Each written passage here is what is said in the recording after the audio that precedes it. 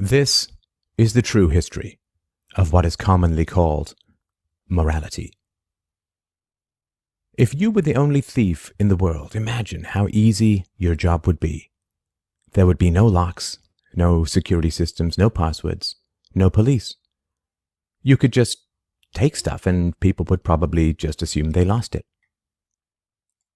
On the other hand, if everyone in the world was a thief, everyone would half-starve. No one would create more than they consumed in the moment because it would just be stolen.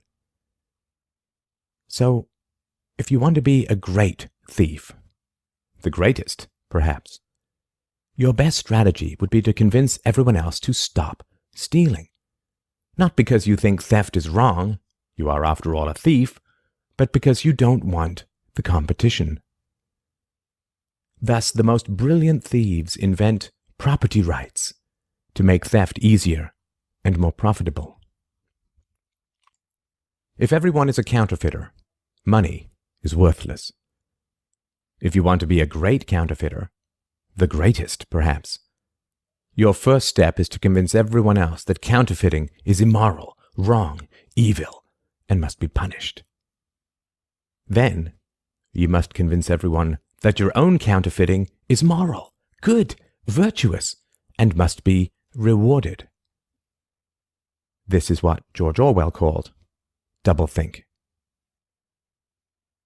In order for us to accept such madness, the wheels of our minds must first be broken by indoctrination, by government, schools. Ethics, virtue, morality. These were not invented and inflicted from any desire to spread goodness, but rather to disarm and enslave others, to disarm and enslave you. The sequence is always the same. Invent a universal standard of good behavior, and then create an invisible exception for yourself and your friends by calling it something else. Thou shalt not steal. Okay, all right, theft is wrong. Thus, those in power have to call their theft taxation. Thou shalt not kill. Okay, all right, murder is wrong. Thus, those in power have to call their murders wars. No kidnapping. Okay, all right, kidnapping is wrong. Thus, those in power have to call their kidnappings incarceration. Violence is wrong. Okay, all right, using violence to get what you want is wrong.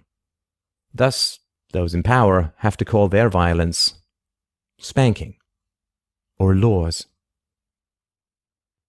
Do you see the pattern? Create a universal moral rule and then create an exception for yourself and your friends.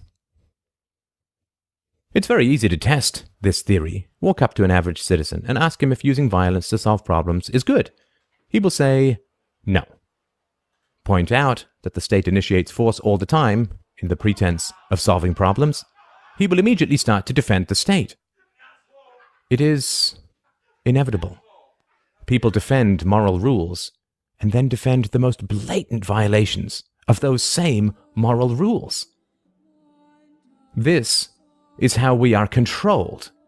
This is how we are propagandized. This is how money dies. This is how freedom dies. This is how we die. Someone gives you a moral rule. The first thing to do is to examine not the rule, but the exception. Who is not bound by that rule?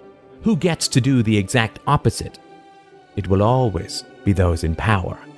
That is why moral rules exist. Any thinker who actually tries to apply universal moral rules universally is considered insane, bizarre, ridiculous. Because the purpose of universal morality is the exception, the violation. Governments disarm citizens by denying them weapons, while retaining monstrous weapons in the hands of the state. It is the same with morality. Open your mind. Open your eyes. We can only avoid the traps we can see.